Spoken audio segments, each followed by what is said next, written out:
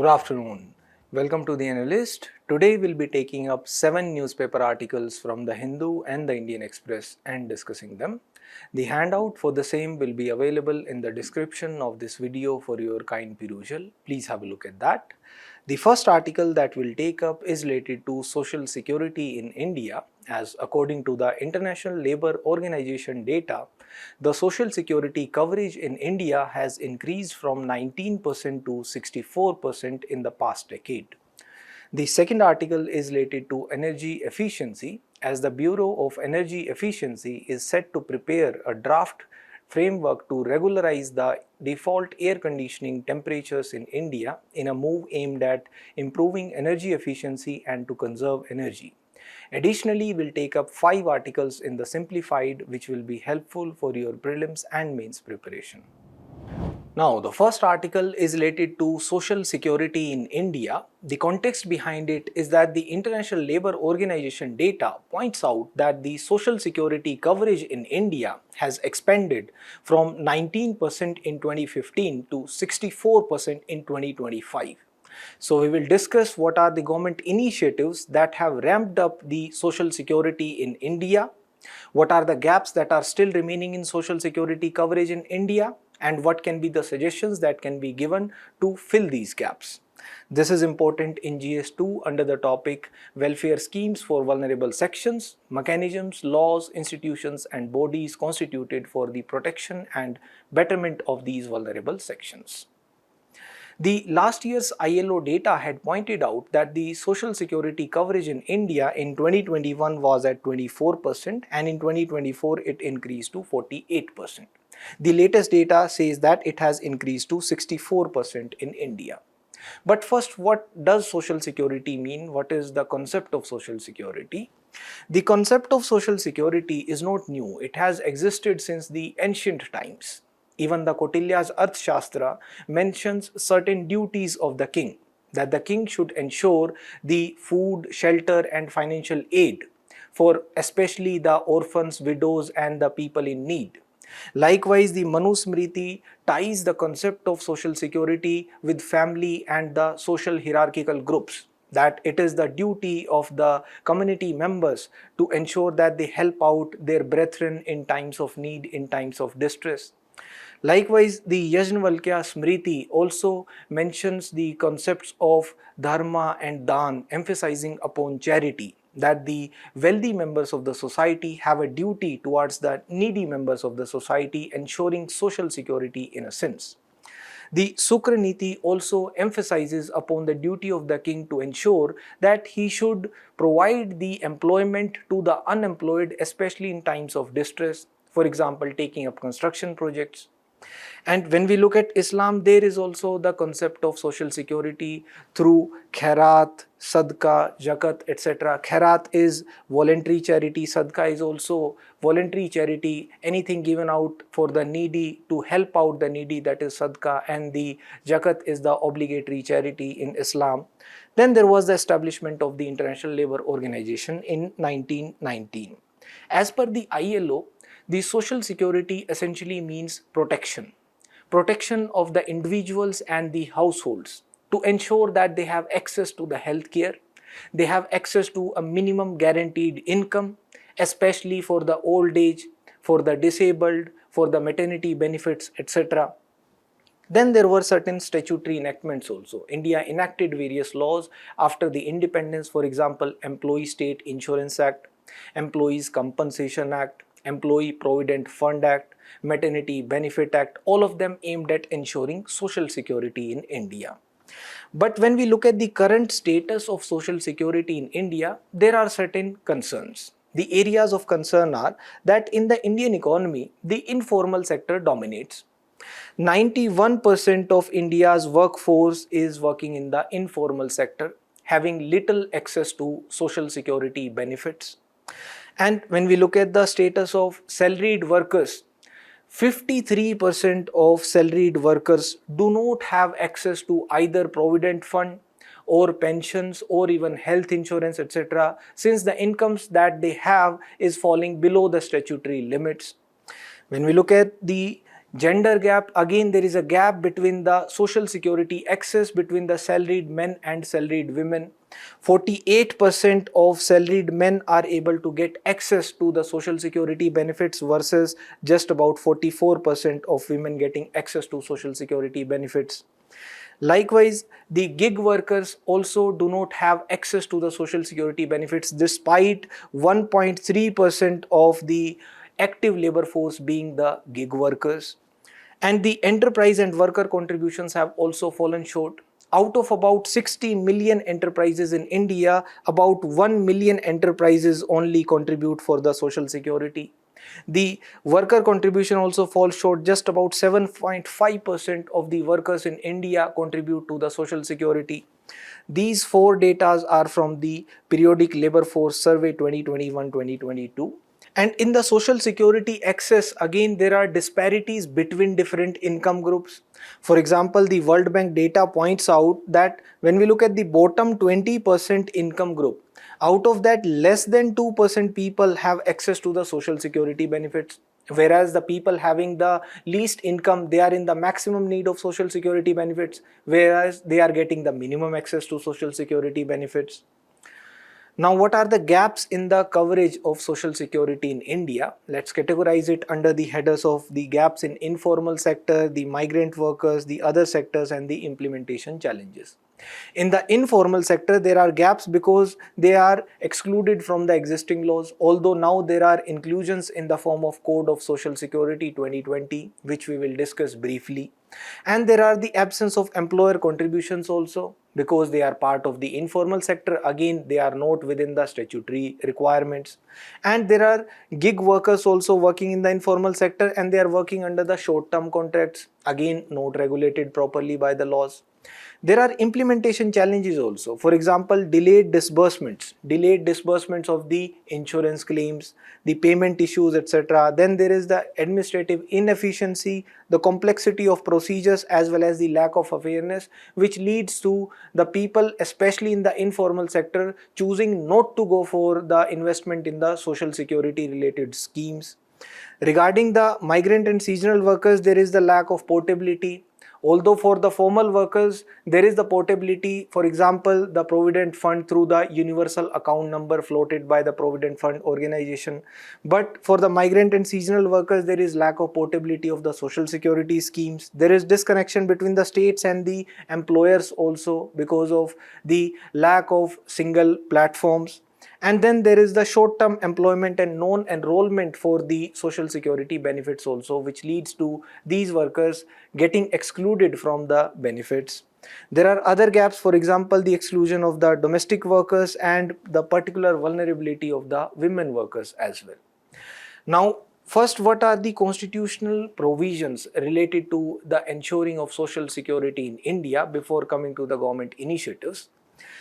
The Constitution, under the directive principles under Article 39, provides for the social security through measures like equal livelihood rights under Article 39A, the equal pay for equal work for both men and women under Article 39D. Likewise, under Article 39 capital A, the free legal aid is also provided to the poor people, to the indigent people. And under Article 41, it is the duty of the state to ensure that it provides support for the old age, for the sick, and for the disabled. Under Article 42, again, it provides a directive for the state to ensure just and humane conditions of the work. Again, these initiatives are aimed at ensuring social security in a sense.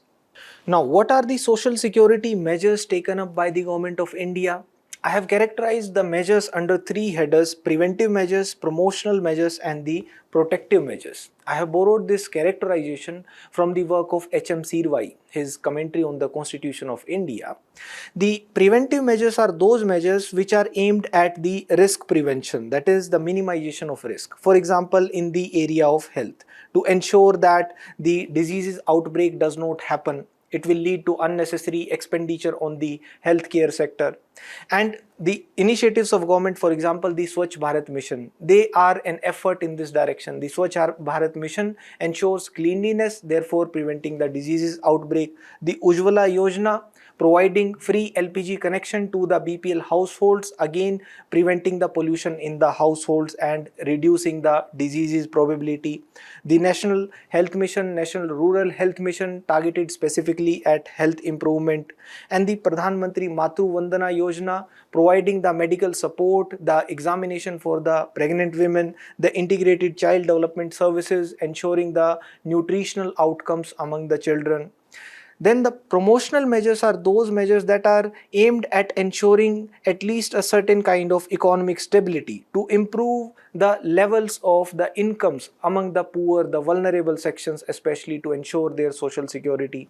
For example, the National Rural Livelihood Mission, Deen Dayal Antyodaya Yojana, NRLM, aimed at ensuring that the people are becoming part of the self-help group also and ultimately improving their livelihoods, their income levels, etc. The Sarv Shiksha Abhiyan, providing the improvements in the education levels, in the literacy levels, which will lead to a virtuous cycle leading to better employability, better incomes, ensuring the social security. The PDS and the midday meal scheme, ensuring the food security. The MG Narega, ensuring the livelihood security, providing for work. The 100 days work can be demanded. It is based upon the demand driven approach, the right based approach. Any unemployed person can go and demand for 100 days work under the MG Narega scheme. The Pradhan Mantri Awas Yojana, providing for the shelter security. The Pradhan Mantri Jan Dhan Yojana, providing for the financial inclusion. The Kaushal Vikas Yojana, providing for the skill development, again ensuring the improvement in the income levels and ultimately the social security.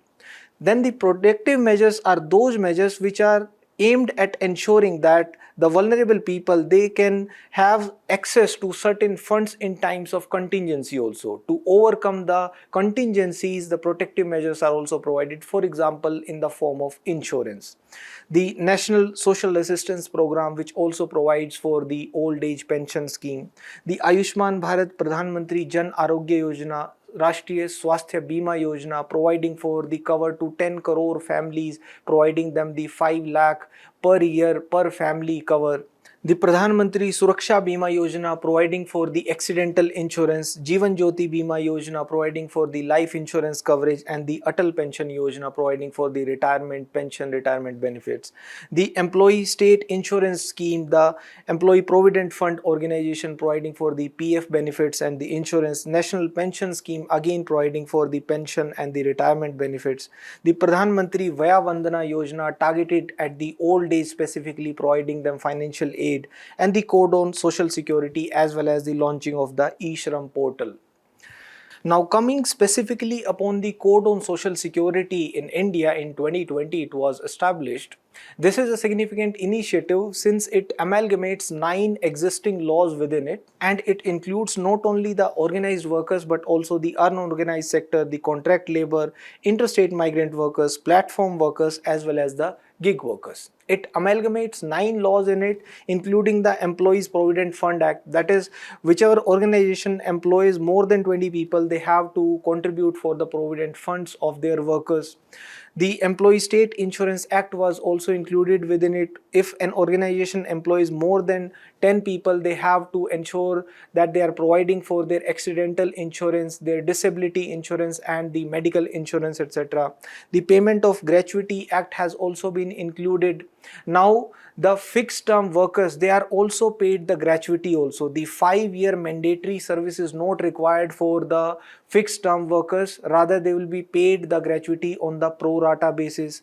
Likewise, the Maternity Benefit Act has also been included. Now it provides for 26 weeks of maternity benefit. Earlier it was 12 weeks. The Employees Compensation Act has also been included in it. That is, if there is any disability because of the work that is being done by the worker in the company premises, then they have to pay compensation for it. 50% compensation of the wages has to be paid in case of a fatal accident and 60% in case of the permanent disability. The Unorganized Workers Act ensures that there is no minimal threshold limit. Whatever be the number of workers who are employed by that company or the organization, they will have to be provided the social security benefits. The Building and Other Constructions Workers Welfare Act is also included in this code. That is 1 to 2% of the cess is imposed upon the construction activities, and that fund so collected is used for the welfare of the construction workers. Now let's also have a look at the global scenario regarding the social security. When it comes to the organized sector, there are certain concerns which are being faced across the world regarding the ensuring of social security. The developed nations, they see it like a fiscal burden, because the social security schemes, the benefits that are given, they become a burden upon the exchequer also, and they look for the fiscal sustainability, they look for funds to ensure that these schemes can be continued.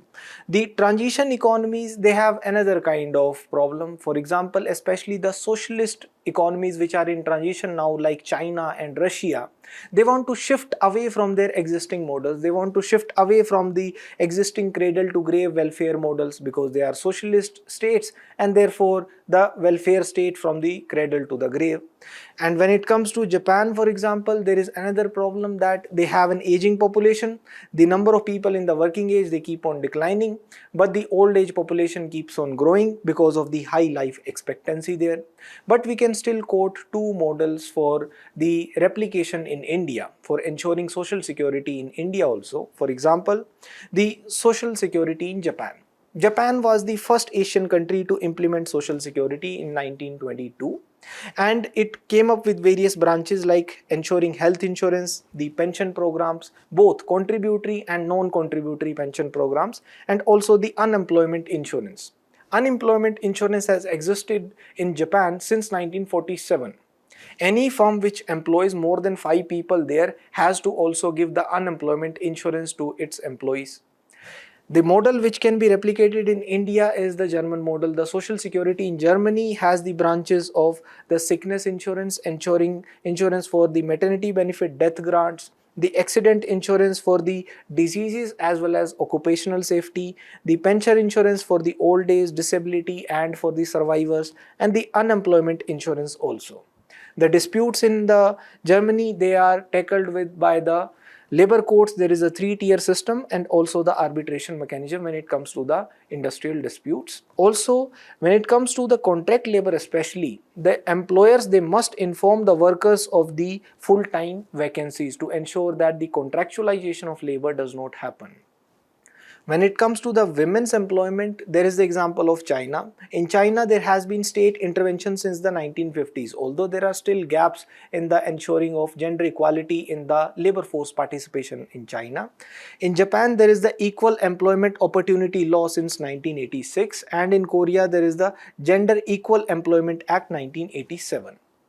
Now coming to the informal sector, there are again a couple of models that can be replicated in India. For example, the Brazilian social security system. The Brazilian social security system works on the basis of outreach and the worker education campaigns, so that the workers are at least aware that the government is providing for certain social security benefits, and there is the integration of informal workers also through the digital platforms. Then there is the model of South Africa. South Africa's unemployment insurance fund. It provides the insurance on the basis of a contribution model, the subsidized contribution.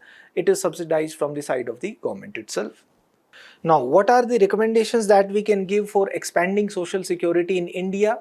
The first expansion must be for the informal sector, because they are in the maximum need of social security. For them, we can have portable social security accounts, just like we have PF accounts in the form of the universal account number by the EPFO. And we can go for mobile-based registration and contribution systems to ensure their inclusion. And we can incentivize the employer contributions also to ensure that we have funds for that. Then we can strengthen the enforcement mechanisms. For that, we should have dedicated oversight bodies. There should be more stringent penalties for non-compliance, and we can have regular audits as well as inspections. The technology can also go a long way in improving the social security coverage in India, that we can have digital platforms for the registrations and for the spreading of information regarding the benefits. The blockchain technology can also be used for fraud prevention to ensure that there are no ghost beneficiaries, and we can have digital literacy campaigns also. The financial sustainability also has to be ensured to ensure that it does not become a burden upon the public exchequer. We need to improve the tax collection from the informal workers also. And to ensure financial contribution, there should be contribution from again the employers, and there should be a gradual expansion of the coverage. Now there is a means practice question also. Despite significant reforms, India's social security system continues to suffer from gaps in coverage, especially for informal and migrant workers. Examine the major gaps in social security coverage in India. Discuss the key government initiatives undertaken to address these gaps. Suggest measures to make social security more inclusive and effective. Please try to write it. The next article is related to energy efficiency. The context behind it is that the Bureau of Energy Efficiency is preparing a draft framework for standardizing the default air conditioning temperatures in India. It is aimed at improving energy efficiency, reducing electricity consumption. It is significant because India is an energy scarce country.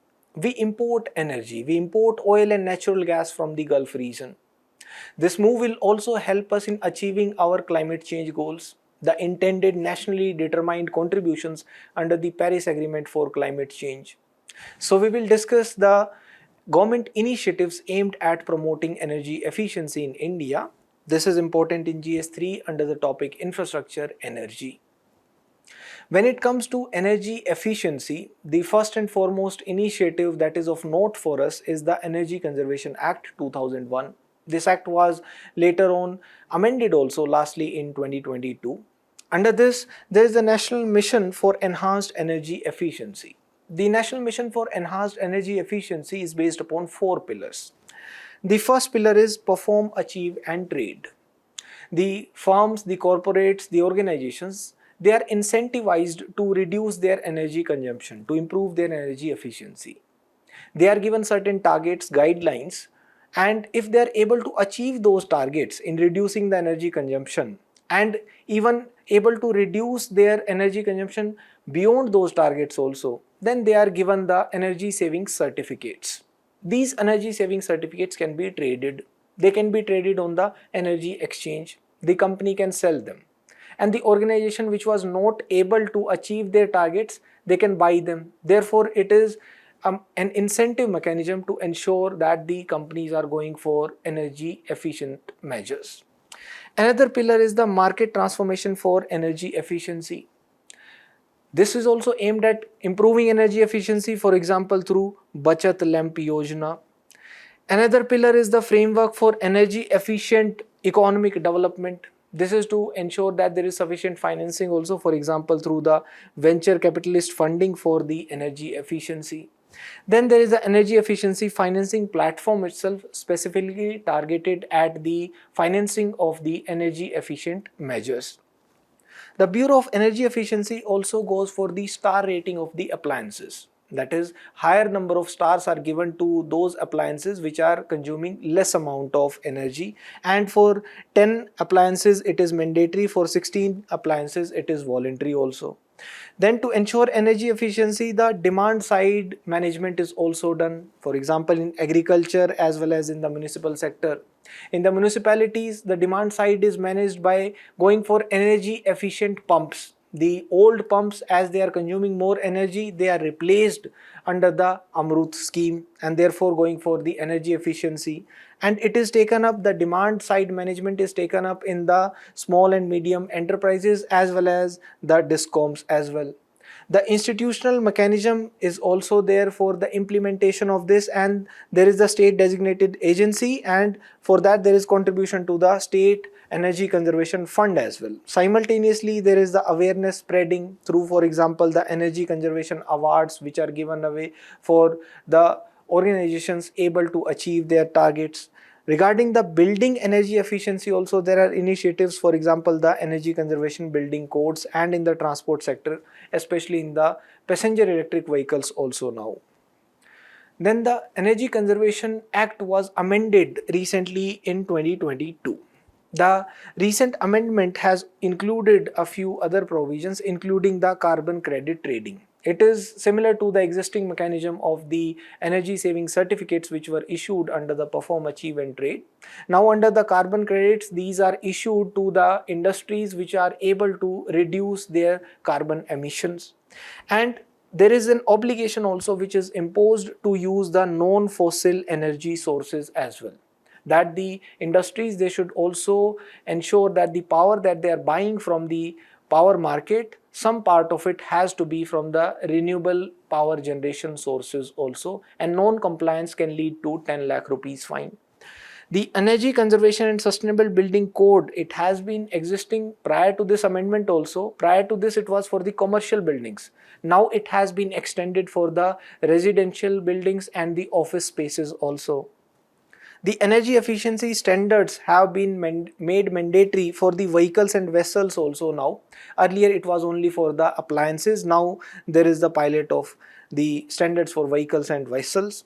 The penalties have been increased for non-compliance. Also regarding the governing structure of the Bureau of Energy Efficiency, there are certain changes. The Bureau of Energy Efficiency Governing Council number of members has been increased now under the amendment of 2022. Now let's discuss the other government initiatives aimed at improving the energy efficiency. For improving the energy efficiency in buildings, the buildings are star rated. Lesser the energy consumption, more are the number of stars that are given to the building. For the residential buildings, there is the Eco Nivas Sanhita, the energy conservation building code for the residential buildings, and they are given the energy efficiency label. For managing the energy consumption, there is the Energy Management Information System to track the energy consumption and to manage it. For improving the energy efficiency in the transport sector, norms are given to the automakers. The norms like corporate average fuel efficiency norms and the constant speed fuel consumption norms, that the fuel efficiency should be better than this. And the standards and labeling scheme provides for the standards for the appliances. The LED lamps, ACs, pump sets, ceiling fans, LPG stoves, they are star marked and they are labeled as per their energy consumption. There is the demand side management in the municipal and agricultural sector like we discussed, and the small and medium enterprises, they are also encouraged to adopt the energy efficient measures. For example, for that there is the Siddhi portal.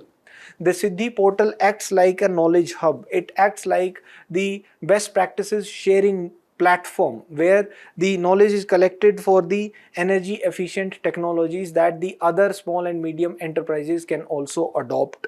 The DISCOMs, the power companies, they are also strengthened through the State Energy Efficiency Index. The states are ranked according to that and incentivized. The awareness and outreach also happens through the distribution of National Energy Conservation Awards. Additionally, India has adopted a cooling action plan. India is the first country globally to adopt such a comprehensive national action plan for cooling. Under this, we have adopted certain goals for ourselves that we seek to achieve by 2037-38. We want to reduce the cooling demand by 20 to 25%. That will ensure that we need less energy. We will be importing less oil, less natural gas that way. And we will be cutting the refrigerant demand by 25 to 30% because the leakages of refrigerants like chlorofluorocarbons can damage the ozone layer. And we will try to bring down the cooling energy needs by 25 to 40%. The Department of Science and Technology also has taken up certain initiatives to promote energy efficiency. It has taken up the Clean Energy Research Initiative. Under this, the energy efficiency measures are also researched upon. And there is the Bhavan Fellowships also, which is in the collaboration between India and USA for the building energy efficiency. Niti Aayog has also taken up a few initiatives regarding the energy efficiency. They have built the India Energy Dashboard. This is a GIS based energy data. Thus, the energy consumption can be tagged based upon the location. The State Energy Index is also published. which builds upon the parameters of access, affordability and the sustainability, that is the consumption of renewable versus the fossil fuel based sources of energy. The Niti Aayog also promotes e-mobility through the support in programs like the FAME for the EV adoption as well as the phased manufacturing program for the battery technology. There is a means practice question also. Energy efficiency is a critical pillar of India's sustainable development and climate goals. Examine the key provisions of the Energy Conservation Act 2001 and the amendment in 2022. Discuss the major government initiatives aimed at promoting energy efficiency in India. Please try to write it. The next article is related to drone warfare and India. This is important in GS3 under the topic defense. The article gives a comprehensive overview regarding the increasing usage of drones in the warfares and the increasing usage of especially the swarm drones in the modern warfare. They have been used historically. They date back to the World War II when it was used to train the anti-aircraft gunners. In some offensive missions also the drones were used. But its military usage particularly took off since the 1990s. In 1991 they were used in the Gulf Wars, and then especially from 2020 onwards there was a particular turning point from the Nagorno-Karabakh conflict between Azerbaijan and Armenia. Azerbaijan used the Turkish drones, the Turkish Bayraktar drones and the Israeli Harop drones, and it overwhelmed and devastated the Armenian defenses. Therefore, it led to the conflict dynamics changing in favor of Azerbaijan. Since then, the drones have been used by various countries. For example, in Yemen, the Houthi rebels target the Saudi oil infrastructure using the drone swarms. In Gaza, both Israel and Hamas have used drones for both surveillance as well as strikes. In Ukraine, both Moscow as well as Kyiv have deployed the drones, the commercial quadcopters, military drones, even loitering munitions, etc. So what are these swarm drones? These swarm drones are autonomous or semi-autonomous unmanned aerial vehicles that operate in coordinated groups much like a swarm of birds.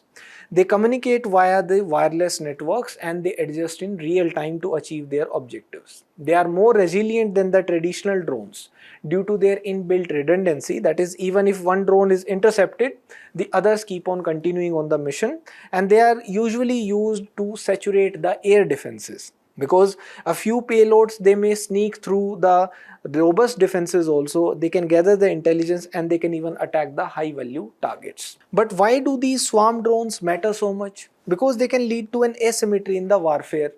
They are low cost and even Pakistan can buy them, and they can end up hitting the high value targets also because some of them may get through the weapon defense systems also. They themselves are low cost, but the weapon defense systems that are required to counter them, they are very expensive. Plus, they can lead to saturation also. They can overwhelm even the most sophisticated of the weapon defense systems. And plus, they can function autonomously. The reliance on GPS or the real-time human control is not required as much. Let's also have a look at some of the notable swarm drone systems across the world. Iran has developed the Shaheed swarms. They are in the nature of loitering munition and they have a huge range of about 2000 kilometers. They are guided by GPS and they have low radar signature. Therefore, they are difficult to detect. Plus, they are low cost also. USA also has developed its micro UAV swarms known as the Locust, but their range is limited. Russia has Lancet, but again their range is also limited and they are also loitering and fixed wing both in nature. China also has developed its own micro swarm drones, but they are also having a limited range only. Now, what can be the countermeasures that can be used against the drone swarms? One of the responses can be kinetic responses. Kinetic responses means using anti-aircraft guns to target the incoming drone swarms by using the radar guided targeting. Another method can be electronic warfare, that is using jammers and GPS spoofers etc. to misguide the incoming drone swarms, and it will disrupt the drone communication system and navigation systems. It is used in Ukraine now. Another method can be directed energy, for example utilizing high energy lasers, microwave weapons, and it can lead to rapid target engagement and low cost per shot. For example, Israel's Iron Beam and American Thor in testing and deployment. Another method is drone on drone, that is using interceptor drones. These drones are designed to chase and disable the other drones. For example, the US made Phantom drone Hunter. The net systems can also be used, for example, drone catcher. They launch nets to physically capture the small drones, but it is effective only at short ranges only. Now, what are India's capabilities for countering the incoming drones and drone swarms? We have developed the Akash Tir air defense control system. It has been developed by Bharat Electronics Limited and it has been integrated with the Indian Air Force's integrated command network for real-time tracking of the incoming drones and drone swarms. We have also developed by the Bhargav Vastra. It has been developed by Solar Defense and Aerospace Limited. It fires 64 micro rockets in salvos to target and eliminate the drone swarms. There is the DRDO's entry drone system also. It offers a 360-degree radar coverage with both jamming, that is soft kill, and laser, that is hard kill capabilities. Drones can be detected from up to 4 km away and they can be neutralized within a 1 km radius. We have the Indrajal also. It is an AI powered grid from a Hyderabad based startup that combines the jammers, spoofers and intelligence to protect areas up to 4,000 square kilometer. It has already been deployed at naval sites in Gujarat and Karnataka. But the asymmetry in the coast that is there regarding the countering of the incoming drones and drone swarms remains the challenge. For example, a drone swarm can cost maybe $1 lakh, but countering it, neutralizing it may take millions of dollars. That is why India is also investing in more cost-effective solutions like the electronic warfare, etc.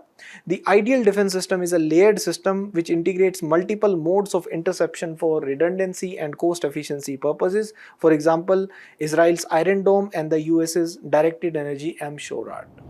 The next article is related to the sub-classification of the scheduled castes. This is important in GS2 under the topic welfare schemes for the vulnerable sections of the population by the center and states and the performance of these schemes. The Chief Justice of India has observed that the sub-classification of the scheduled castes has allowed that the most marginalized are also able to get their fair share. This was a judgment of 2024 in the case of Davinder Singh versus the state of Punjab. In that case, the writ petition was filed under Article 226 first in the High Court, in the Punjab and Haryana High Court, as Haryana had issued the notification for the sub-classification of the scheduled caste in 1994. The Punjab and Haryana High Court had issued a ruling that going by the ratio descendi of the E.V. Chinnaiya case, the sub-classification of the scheduled caste is not allowed. Therefore, it was held to be unconstitutional. Therefore, the state appealed in the Supreme Court and the Supreme Court decided that the sub-classification of scheduled caste is permitted and the ratio of the E.V. Chinnaiya case was overruled. Now, what are the arguments in favor of the sub-classification of the scheduled caste? One, the scheduled caste, it is not a homogeneous group. There are some groups within the scheduled caste which are more backward. Therefore, they can be given preferential treatment within the scheduled caste. There can be sub-classification that can be done. Plus, the substantive equality will be ensured if there is sub-classification also, because the substantive equality ensures that the most deprived must be given the preference, they must be targeted first. The substantive equality in the Indian constitutional scheme of things is ensured through the special provisions, through the affirmative actions that the government is allowed to take, for example, under Article 15, under Article 16, specifically Article 16 subclause 4 also, for example. The Indra Sani case also permitted the sub-classification. Although this sub-classification was permitted for the other backward classes, it was not for the scheduled caste. And it was argued that the legislature has the competence. The states do have the competence. The state legislatures are competent to go for the sub-classification of the scheduled caste by virtue of the entry 41 of the list 2. That is, in the state list, the public services under entry 41 allow for the sub-classification. As per Article 341, the list has to be prepared and amended as per the directions of the Parliament. but it does not bar any subclassification. Therefore, it was argued that the subclassification will not lead to the amendment of the list under Article 341. Plus, the empirical data suggests that inter se the backwardness exists among the scheduled castes also. The different groups within that are deprived. And the Jarnail Singh judgment had also observed in 2018 that the creamy layer, if introduced for the scheduled caste, will not violate Article 341. But there are certain arguments against the subclassification of the scheduled caste also. The arguments against it are that Article 341 subclause 2 bars any modification of the scheduled caste list except by the parliament. That the subclassification will amount to the modification of the list under Article 341 subclause 2. The E.V. Chinnaiya case had also observed in 2005 that the scheduled caste, they form a homogeneous class. If you try to subclassify a homogeneous class, it will lead to a violation of Article 14, because Article 14 guarantees the right to equality and the equal protection by the laws. If it is a homogeneous class, if you are discriminating within that, if you are classifying within that, it violates right to equality. The Indra Sani case had also explicitly excluded the scheduled castes and the scheduled tribes. These are the arguments against the subclassification. Now coming to the judgment, the Supreme Court in Davinder Singh vs. State of Punjab in 2024 observed that the subclassification of the scheduled caste is permissible because the Articles 15 subclause 4 and 16 subclause 4 allow for the affirmative action for the backward classes. And there is an intelligible differentia which exists. That is, we can easily identify the groups within the scheduled caste which are more backward in nature. Therefore, we can treat them differently. We can give them the preferential treatment. It will not lead to the violation of right to equality. And it also does not lead to the alteration of the list of the scheduled caste. Therefore, it will not amount to the amendment under Article 341. Therefore, the court overruled the Chinnaiya judgment, and it observed that the Chinnaiya judgment had erred in treating the scheduled caste as uniformly backward.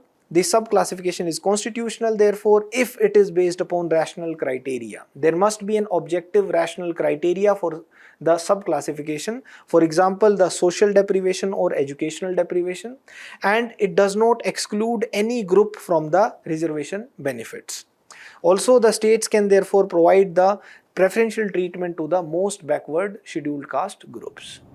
The next article is related to the High Seas Treaty. This is important in GS2 under the topic bilateral, regional and global groupings and agreements involving India and affecting India's interests. India is unlikely to ratify the High Seas Treaty as of now. Before coming to the article, let's first discuss what are high seas and what is High Seas Treaty. The high seas are the seas which do not come under the jurisdiction of any country. From the baseline, the first 12 nautical miles is the territorial sea. The next 12 nautical miles is the contiguous zone. The exclusive economic zone extends from 12 nautical miles from the baseline to 200 nautical miles from the baseline. The area after the exclusive economic zone is the high seas. So in the high seas, all the countries have the right to fish, they have the shipping rights and to do research. More than 60% of the world's oceans by surface area are under the high seas, and the activities in the high seas are often unregulated and insufficiently monitored. And therefore, it is important to preserve the high seas as it will contribute to the climate mitigation and the resilience initiatives as per the Paris Agreement as well. Now coming to the High Seas Treaty, it places 30% of the seas into the protected areas by 2030. This will be important because 97% of the high seas fishing is done by the ships which are flagged to the high income countries. 86% of the high seas fishing is done by just 5 countries: China, Chinese Taipei, Japan, South Korea and Spain, and 100 large fishing corporations are responsible for 1/3 of all the high seas fishing. Therefore, the fishing also has to be done in a sustainable manner. And the High Seas Treaty provides for the legal framework for the establishment of the marine protected areas to ensure that the wildlife resources and the genetic resources can be shared. The environmental assessments are done to ensure that the commercial activities which are polluting, they can be regulated. The polluter pays principle will be implemented, and the mechanisms will be provided for the dispute resolution also. And it will be providing the guidance for ensuring that there is an integrated approach to ocean management, the ecosystem resilience therefore. It will be recognizing the rights and the traditional knowledge of the indigenous people also, and there will be a freedom of scientific research, but at the same time there will be the excess benefit sharing as well.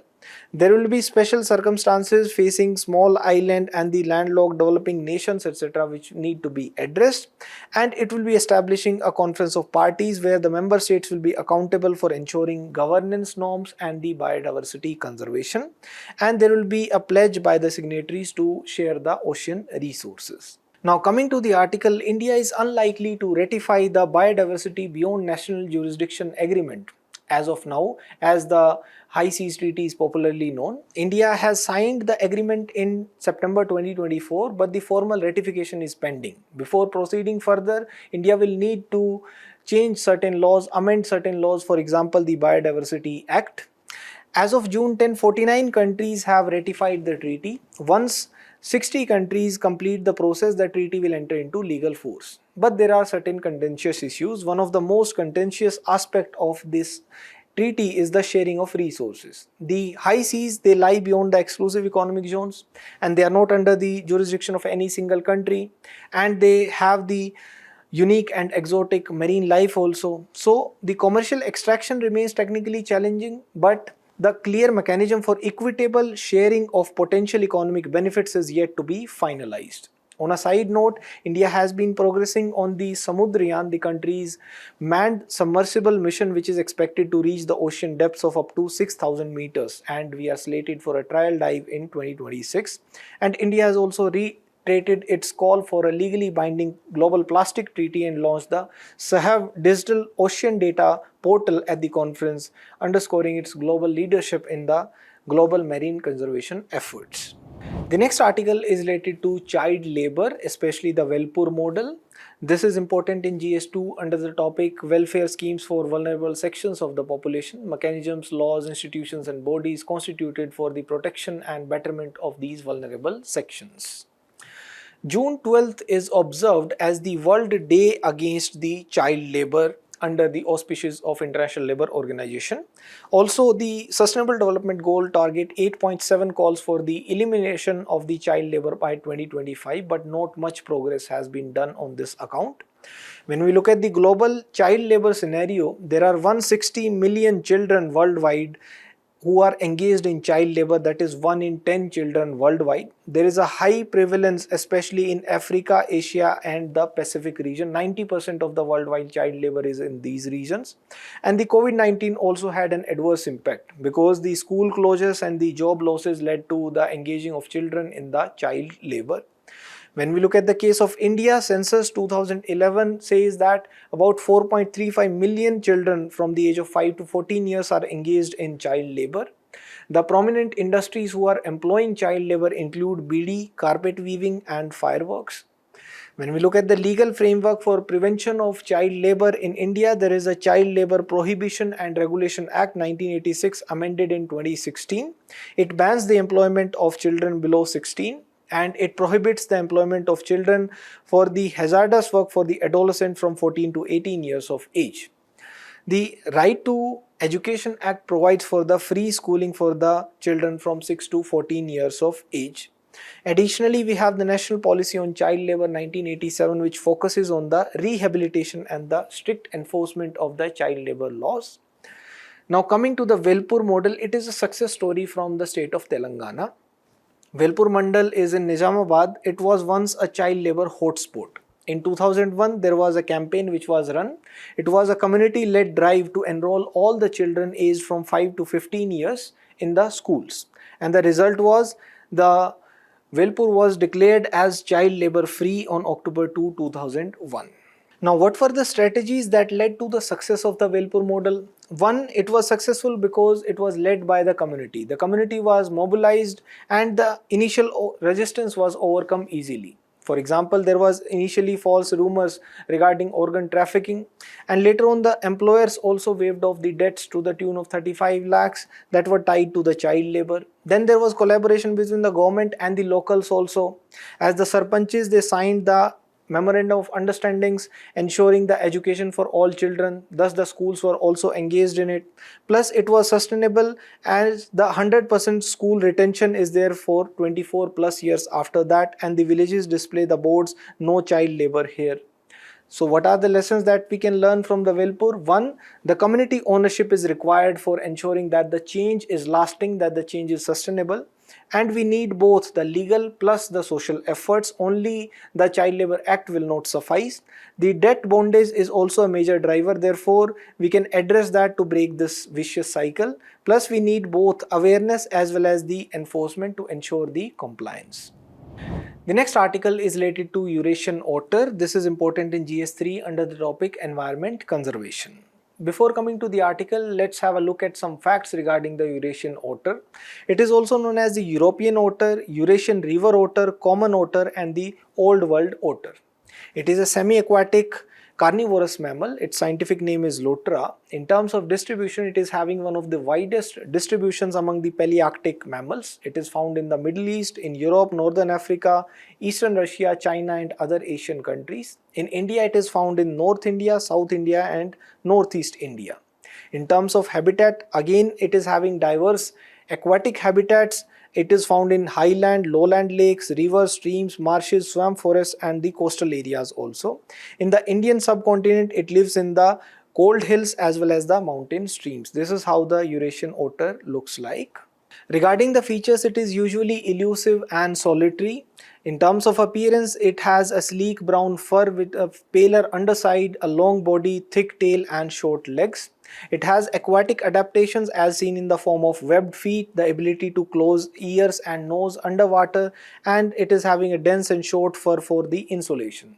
In terms of its sensory traits, it is having sensitive hairs around the snout for locating the prey, and it has an acute sight, smell as well as hearing.